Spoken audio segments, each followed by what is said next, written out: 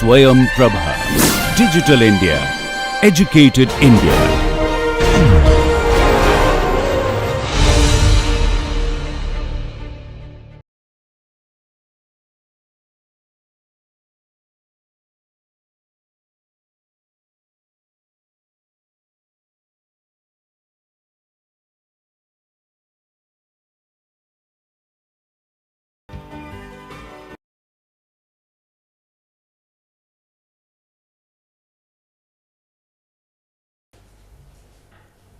Let us begin our today's lecture on soil dynamics.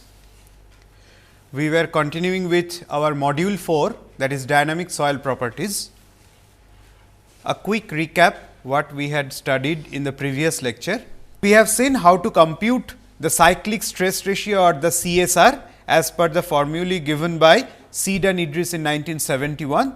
This is the formula to compute the CSR. This is a non-dimensional parameter which we are computing from the knowledge of our peak horizontal acceleration at the ground level generated due to an earthquake. G is acceleration due to gravity, and at which particular depth we are calculating the liquefaction potential, we can find out the total vertical overburden stress divided by effective vertical overburden stress at that point times R d is nothing but the stress reduction coefficient due to the flexibility of the soil.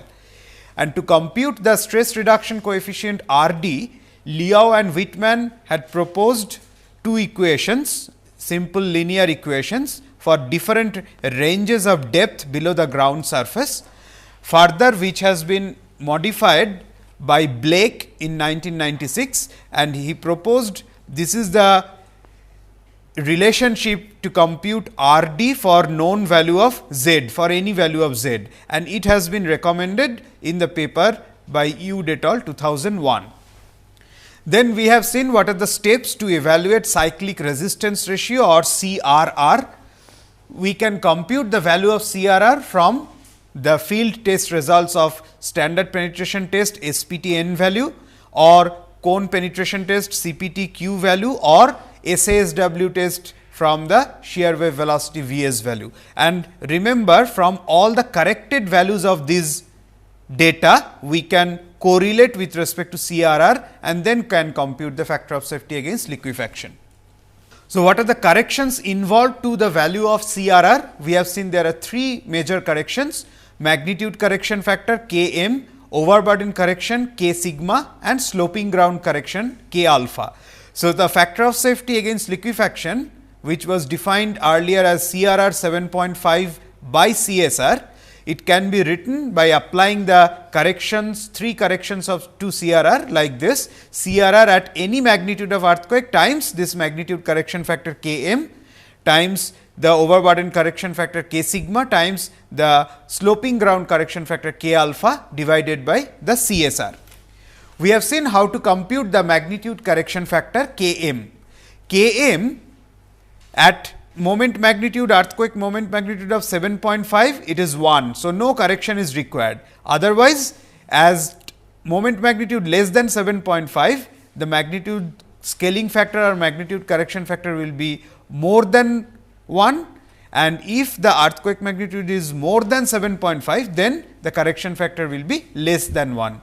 And this equation has been proposed, which is given in Yu et al. 2001 to compute for any moment magnitude of earthquake how much is the correction factor Km has to be used. Also, we have seen that how to compute the overburden correction factor. Overburden correction factor K sigma is expressed by this equation, where sigma V dash is the effective vertical stress at the point where we are calculating the liquefaction potential, and this exponent F is a function of relative density, stress history and aging of the soil. And as this chart was given, up to effective vertical stress of 1 atmospheric pressure, which is equivalent to about 100 kPa, no correction is required. But beyond that, correction factor is less than 1, depending on the amount of relative density of the cohesionless soil. If it is less than equals to 40%, then the exponent factor F is 0.8. If it is 60%, it is 0.7. If it is greater than or equals to 80%, then it is 0.6 in this equation. And remember, when you are using this equation, as this is an empirical equation, we have to be very careful about the units. So, sigma V dash unit has to be in atmospheric unit or TSF unit. Do not use kPa unit while using this equation. Otherwise, you will get absurd value of k sigma. So, whenever you are doing the calculations in SI unit to sigma V dash effective vertical stress, convert it to equivalent atmospheric pressure and put that value of atmospheric pressure in this equation to get a value of k sigma. Otherwise, you use this design chart, whatever you feel better, both the thing will give you the same value of k sigma. Then sloping ground correction factor k alpha, we have seen if the ground is horizontal, no correction factor is required, then correction is 1. Otherwise, depending on different angle of the sloping ground and also depending on different relative density of the soil, if the effective vertical stress is less than 3 ton per square feet, in that case we will get different values of k alpha. Then we had also seen how to correlate different scales of earthquake magnitude with the moment magnitude scale, because finally all our calculations has to be done in terms of earthquake moment magnitude. So, if the given input data is for any other earthquake scale, we should use this conversion chart or conversion table to find it out in terms of moment magnitude of earthquake. Now, to use the SPT, that is standard penetration test result for liquefaction calculation, we have seen what are the steps. We have to use the corrected n value, and the corrected n value is computed by using this expression, where Nm is the raw or measured value of standard penetration number at the site from the last 30 centimeter penetration, the number of blows required for that in the standard SPT test. And what are the different correction factors we have seen? Cn is the overburden correction, Ce is energy correction, Cb is borehole diameter correction, Cr is rod length correction, and Cs is sampler correction factors. Then how to compute the overburden correction Cn? This is the expression, and the value of Cn lower limit or upper limit is also given. It is again standardized with respect to 1 atmospheric pressure or 100 kPa. Then energy correction factor is computed by how much energy is transferred actually to the sampler tube by your particular hammer divided by 60, that is 60% energy is considered as the reference. Then testing procedure corrections like borehole diameter correction, we have seen no correction is required if the borehole diameter is between 65 to 115 millimeter diameter. These are preferred diameter. Then short rod correction factor also we have seen, if the rod length is about 10 meter to 30 meter, then no correction is required, otherwise correction factors has to be adopted. And the sampler lining correction factor Cs, if there is liner present in the sampler tube, no correction is required, but without liner we have to use the correction factor. So, what is BPT? BPT is applied for coarse soils, that is gravels, even larger than gravels, cobbles. So, for them we generally use Becker penetrometer test. Here what is the basic difference from the SPT? Here large diameter steel pipe pile driven by a diesel pile hammer is used instead of a small diameter sampler tube. And cuttings can be retrieved pneumatically through the hollow pipe. BPT resistance can be converted to equivalent N values, that is N BPT it is called. That is, here also we count the number of blows required to penetrate a certain distance. So, that is called N value obtained from BPT test, and then it can be correlated to the SPT N60 value, which is further can be used for liquefaction analysis. Here also energy correction is required very much. So, for details you can see Ude et al. 2001 paper once again. So, this is the relationship between SPT and BPT, which is given originally by Harder in 1997, which is mentioned in Ude et al. 2001 also. You can see the correlation. This y axis is corrected SPT blow count N60, it is measured in blows per feet, and this x axis gives the value of corrected Becker blow count from BPT test NBC in terms of blows per feet. So, if you have used BPT test or Becker penetrometer test at a site, you will get NBC value, use this chart, get a corresponding N60 value, and then use that N60 value for your liquefaction analysis. So, that is the procedure mentioned. Now, let us see how this CRR varies with SPT n value.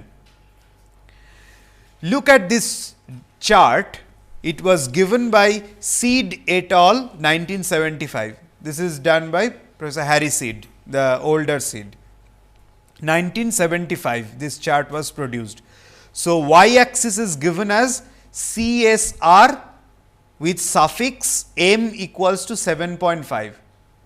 As I have mentioned in the previous lecture, that earlier Seed and Idris have mentioned this CRR also as a cyclic stress ratio for moment magnitude of 7.5 divided by cyclic stress ratio, which is getting generated.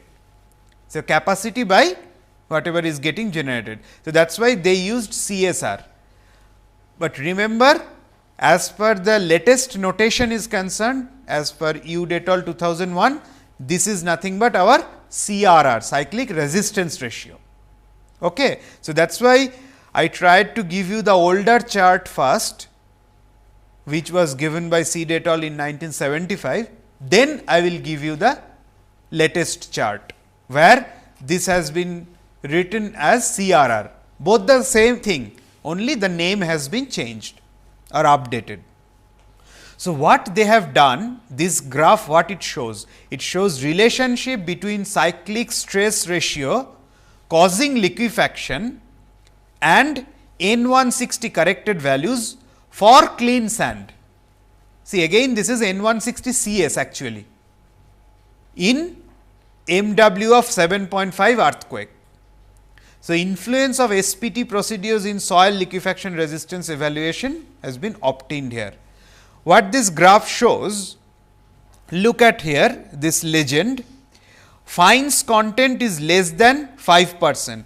So, this line indicates for the soil having fines content less than 5% in it, and Pan American data they have collected, Japanese data they have collected, and Chinese data they have collected. For 3 categories they have divided, where from previous history of earthquake they have gathered this field data or field information due to earthquake in earlier history, that is before 1975, which are the places the liquefaction occurred, where no liquefaction occurred, and where marginal liquefaction occurred. So, these are the symbols. These shows from the Pan American data, these are Japanese soil data, and these are Chinese data. They have collected across the world, mostly from these 3 regions. Then they have plotted it after calculating that CRR or the CSR M 7.5 versus the recorded value of N160 corrected to clean sand condition. And this line, what it shows? It shows a kind of boundary line between the 2 cases where liquefaction occurred and not occurred. So, below the line, this is the zone mostly where liquefaction did not occur, though there are 2 points, you can see this point and this point, but mostly they say this is the boundary line to correlate between this CRR and N160, so that between a non-liquefied zone and a liquefied zone. So, this relationship is clearly obtained from the collected field data from historical earthquake till 1975. But you know that after 1975 also several numbers of very major strong earthquakes have occurred at several parts of the world, where liquefaction also has been measured, means triggered liquefaction has been seen, and also N160 values were available. Later on liquefaction analysis also have been carried out. So many other field data are available after 1975. So, that is why this is an area of continuous research which needs updation from one earthquake to another earthquake. That is why most of the parts of geotechnical earthquake engineering is very recent in nature or very vibrant or very modern in nature, because once an earthquake, major earthquake occurs, from the field investigations of these phenomena like liquefaction, one can get more data point which will give the community, researchers community, to identify what is actual boundary between a liquefied zone and a non-liquefied zone in terms of this CRR and measured SPT value, corrected SPT value. So, that is why even this chart, design chart proposed by Seed et al. 1975 has now become almost obsolete. Even his son Professor Ray Seed also does not believe on these results, and he said it needs to be updated. These are almost wrong, because many of the new data, new observations, new things have been found. So, it needs continuous updation. That is what I want to project to you, that this is not a still topic or a already knowledge has been gathered, that kind of topic. It is a continuously updated topic, where updation is required from one earthquake observations to the another earthquake observations, because it is based on the collection of the field data. Similarly, some more design charts were given by Seed et al. In 1975 for different percent fines. The previous curve was for percent fine less than 5%, that line. Now, they have given for 15% and 35% fines also, where those lines are coming for different CSR versus N160 plot in the same graph. So, you can identify some more liquefied zones are coming when you have more percent fines value in the corrected computation of N160 in terms of clean sand. And this is the latest curve which is given in Ude et al. 2001, which is used worldwide to compute CRR from SPT N160 value, corrected N160 SPT value in terms of clean sand condition, based on percent fine greater than equals to 5%, this line has to be used, for 15% this line has to be used, and for 35% this line has to be used. Okay. So, these here several more data have been collected and put in this chart. So, that is why in the y axis they have mentioned this is cyclic stress ratio at 7.5 earthquake, or the new terminology cyclic resistance ratio. Now, instead of using this chart in the design, what you can do, from your calculated N160 corrected value, you go to this chart depending on your percent fine of the soil. Suppose your corrected N160 value is 20, you go up to this. If it is percent fine is 5%, go to this graph, project it here. Your CRR value is something about say 0.22, right. So, in this way, from this design chart you can read the value of CRR, that is the procedure to compute the value of CRR from your measured and corrected SPT n value.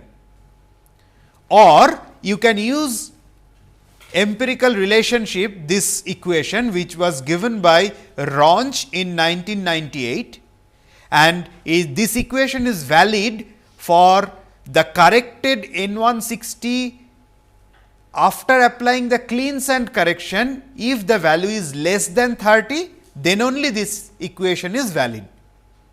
So, CRR 7.5 value you can directly get by using your N160 then clean sand corrected value using in this equation, provided it is less than 30, you can compute the value of CRR. So, basically there are two methods. One, either you can use the design chart or you can use this equation proposed by Raunch 1998. Both will give you almost same value of CRR. And for fines correction, what I said earlier, the same expression in a different format is given.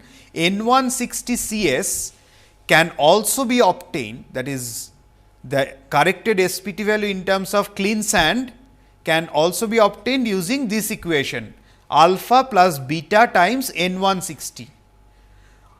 If fines content is less than 5%, in that case alpha is 0 and beta is 1. That means, no clean sand correction is required. But if the fines content is between 5 to 35%, then alpha is computed by this expression, that is e to the power 1.76 minus 190 by Fc square. Fc is in percent value.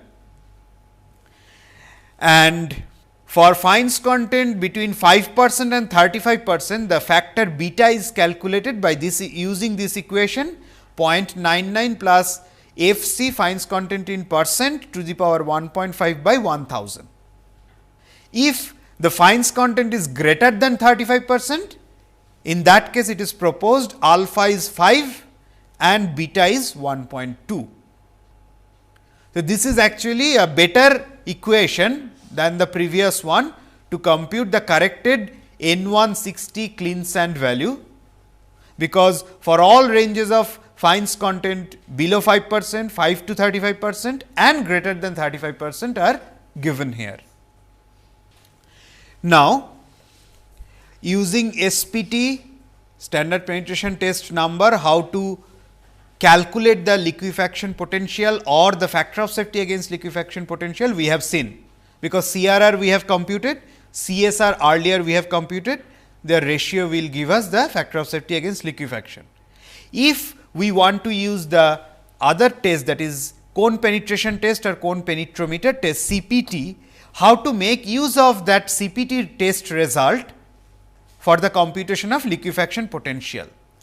In CPT what we do, instead of a thick walled sampler, in this case we use a steel cone which is pushed instead of hammering it. So, we do not hammer it, we just push it in the soil.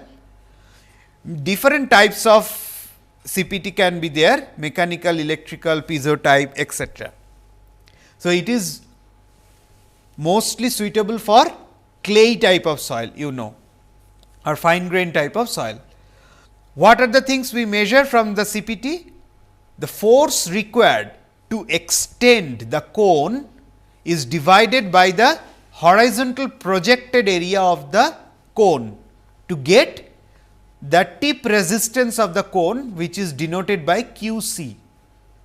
That is how much load you require to push that cone in the soil, divided by the projected cross sectional area of the cone will give you the tip resistance. So, that is recorded here as QC, and that QC also needs a correction factor, because it also has to be standardized with respect to a particular overburden. So, here also overburden of 1 atmospheric or 100 kPa is considered as the standard overburden pressure. So, overburden correction factor is CQ. So, the corrected value of QC1n is equals to correction factor CQ times the recorded value QC by PA. PA is that standard value 1 atmospheric pressure or 100 kPa, and CQ is calculated as PA divided by sigma V naught dash to the power n. So, sigma V naught dash is effective vertical stress at the depth where we are calculating the liquefaction potential, and n is a factor which depends on different soil type. It is 0.5 for sandy type of soil, it is 1 for clay type of soil as per the ASTM standard number, this one, and n value lies between 0.5 to 1 for a C5 soil. And here also we have an upper limit of CQ value of 1.7, this correction factor, this one.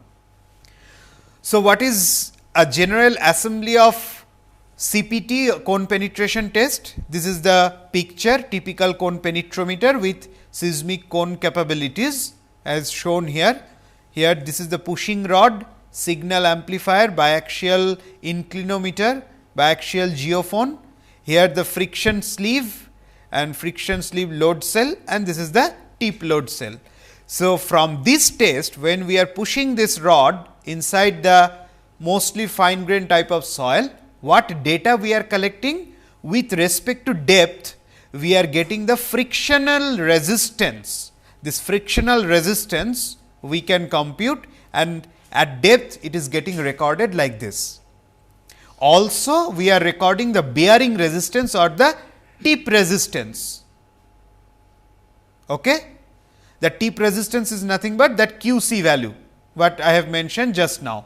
So, that also is given here. Then we can find out what is the friction ratio in percent. So, CPT fines correction also required for liquefaction analysis. Similar to our SPT fines correction, this is also required only for the liquefaction analysis, not for other study or other design process, whereas the overburden correction factor is required for all other design process also.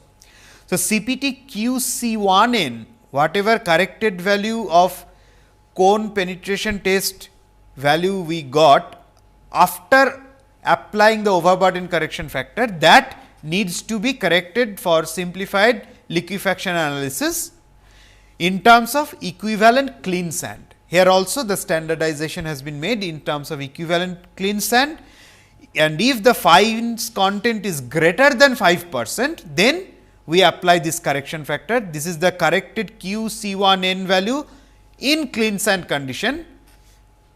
Kc is the correction factor. So, if percent fine is less than 5%, again no correction is required.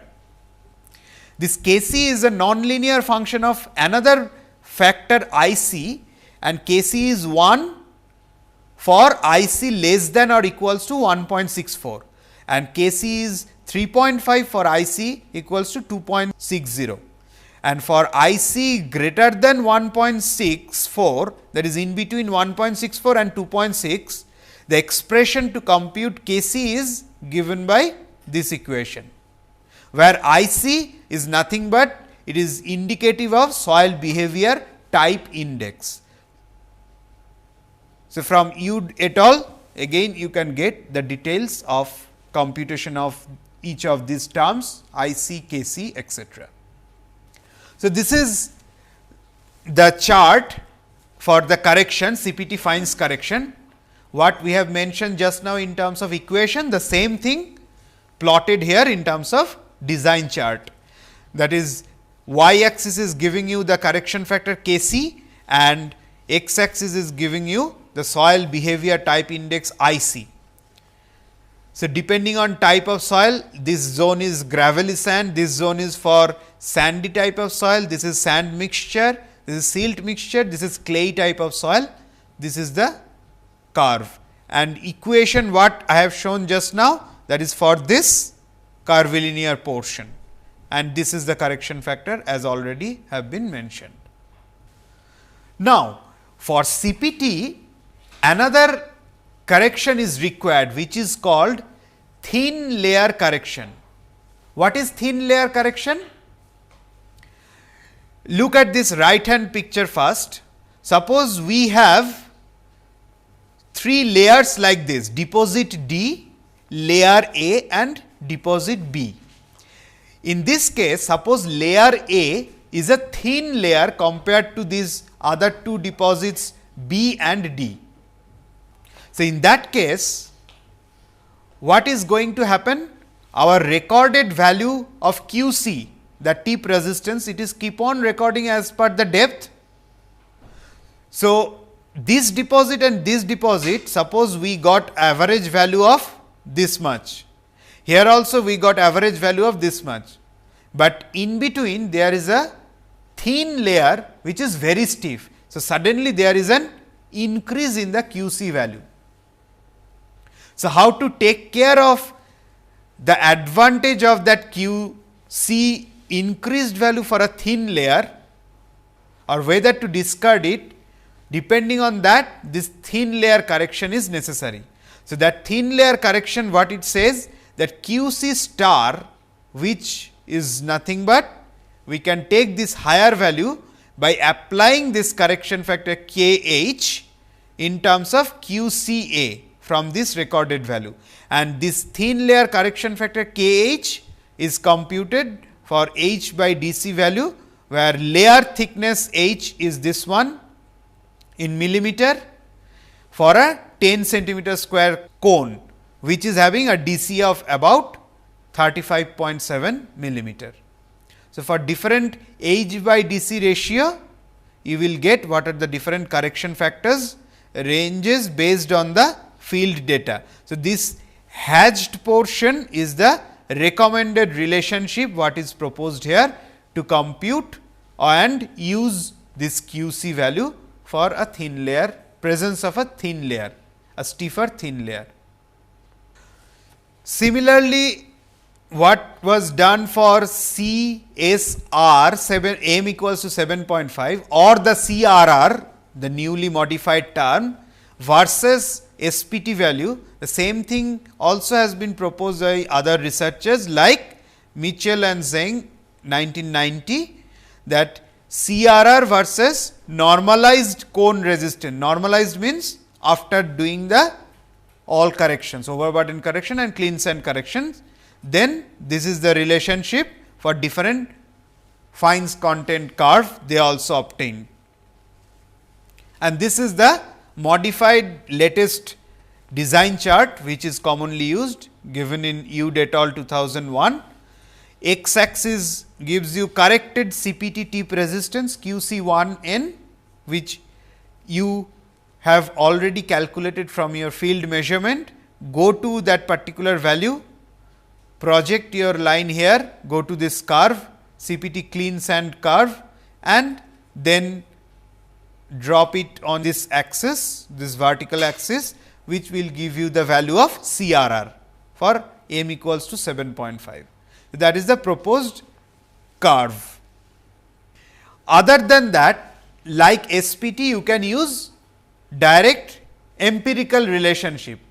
That is, either you can use the design chart to get the CRR value, or you can use the empirical relationship to compute the CRR value based on your corrected QC1N clean sand value.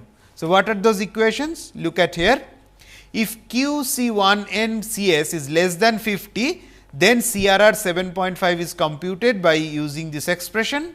If it is between 50 and 160, then the equation proposed is this one.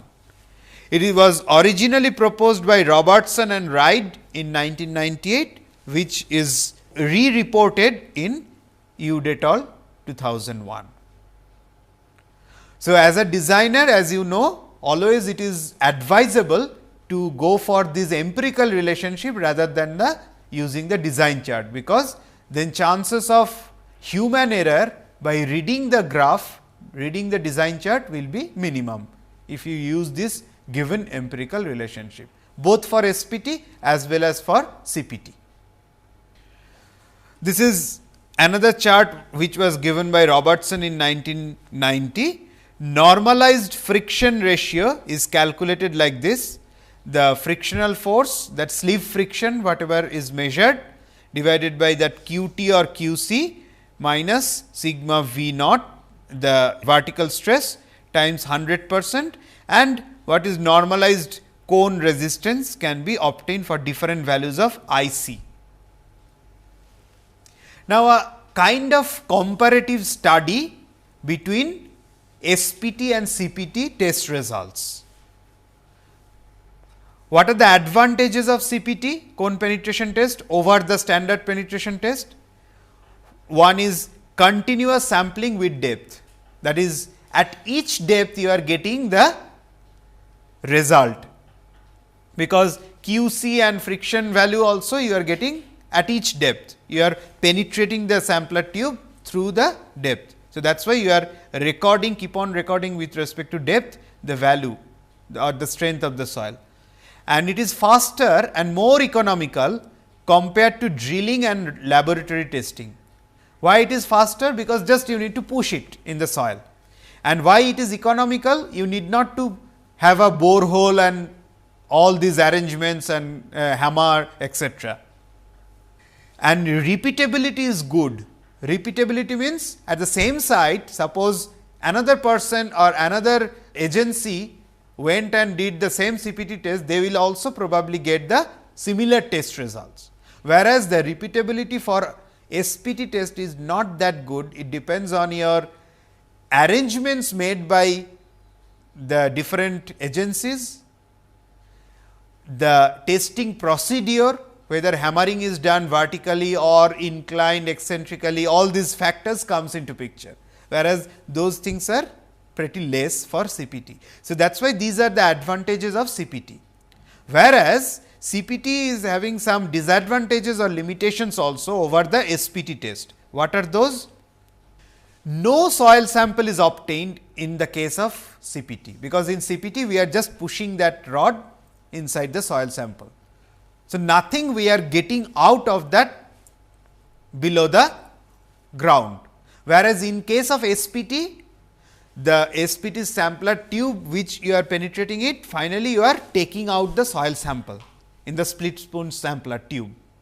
So, you get a fairly good estimate of actually what kind of soil is present. You can bring that soil sample and bring it to laboratory to do all the test, soil test. So, that is why SPT test is much more reliable till date, because of its easiness, or it is able to collect the soil sample which can be tested in the laboratory, and you can have a direct feeling, you can see the soil whatever is existing much below the ground surface, which cannot be seen so easily. So, that is why SPT is advantageous over CPT in that term. So, it does not provide the actual soil classification as per USCS in case of CPT. So, always include a few SPT with CPT investigation, like what we have mentioned for SASW test also, you remember, there also we are not getting any soil sample. So, it is always advisable for this kind of test where we are not getting soil sample to have some few SPTs where you can able to see what is existing actually below the ground surface. It cannot be used in gravelly soil CPT, because it is mostly for fine grained soil, otherwise you cannot push the rod. It is difficult when stiff crust is present, obviously the rod cannot go further down. It depends on the operator expertise, whether they are pushing it vertically or inclined way or not. Existing empirical relationship for liquefaction triggering based on CPT are still tentative. This is most important in our study. That is, the relationship between CRR and SPT, the dots, the points, the field observations, whatever has been collected and reported by several researchers, those are quite well established till date. Whereas, for the case of CPT, it is not so well established like SPT. in terms of liquefaction triggering analysis. So, it needs a further study.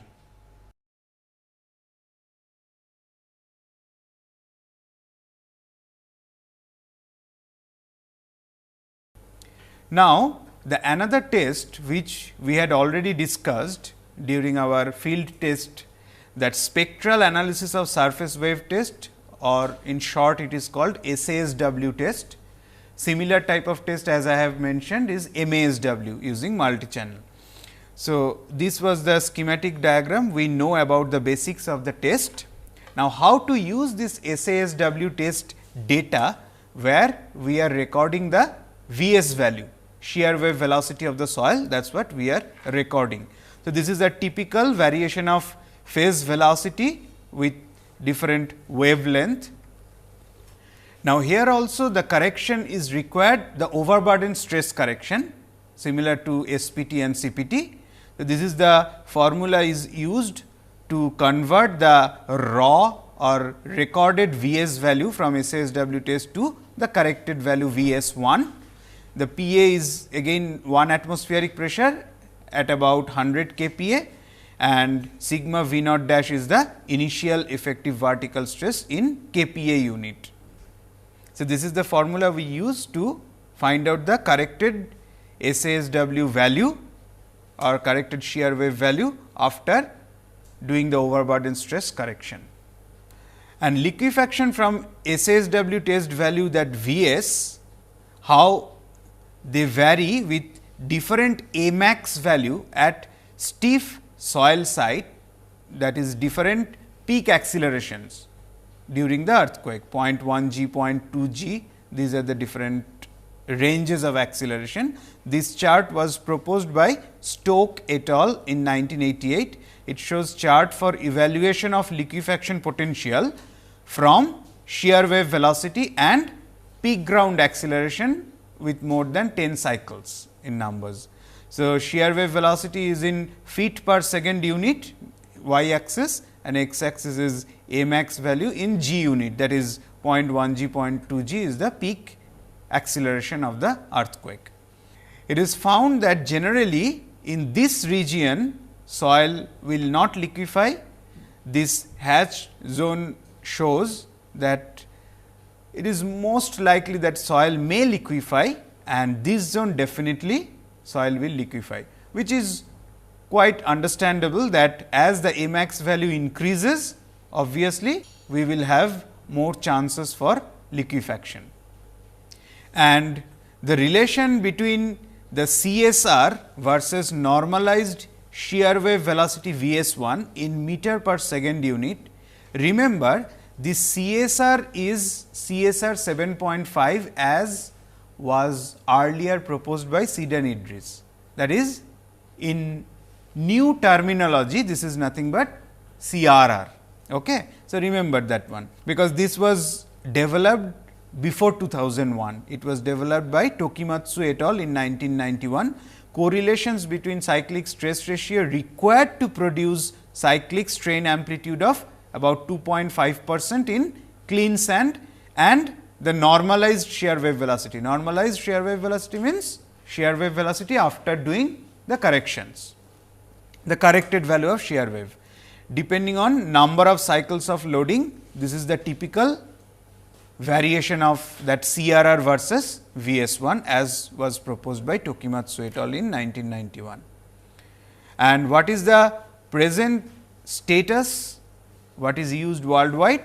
This is the correlation between the CRR versus Vs as given in Ude et al. 2001 for calculation of liquefaction potential using SASW value.